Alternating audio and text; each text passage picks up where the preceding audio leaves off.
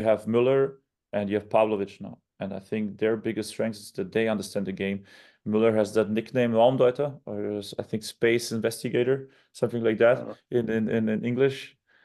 And he's just so smart in terms of finding the gaps, finding the right space. I showed in the meetings the goals where you can hear him because it was the COVID lockdown, so you can hear every audio and you hear him coaching, and they open the space because he's coaching. He opens the space, and then the through ball opens, and we score. And then I said, look, does he have something in the statistics? No, but he created the goal. He basically has an assist.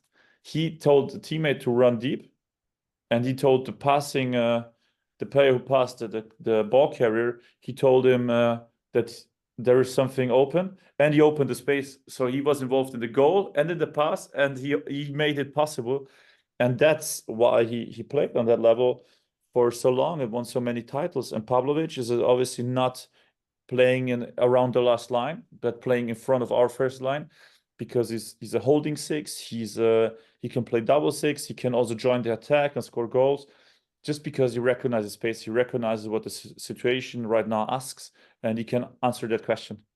And this is something that we're really keen on developing, that we always see you will need on different positions, different attributes, players who can dribble, players who can go into depth, players who can defend. But in the end, it doesn't matter if you are not able to accurately perceive and decide. And that's a big thing, that these are the players that historically are the ones who are able to make that gap. And they are maybe not always the most spectacular in under 16s and under 80s, because they don't have that big spectacular strength.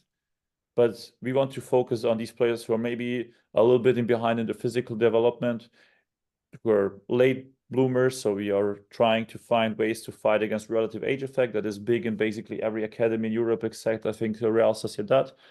So we're trying to find ways there. And one big thing is that we want to focus on, if the player understands the game, he will always get another chance when in doubt. And these are players that we do not want to lose. And these are the players that very often they just go to the next level and they're still able to adapt. And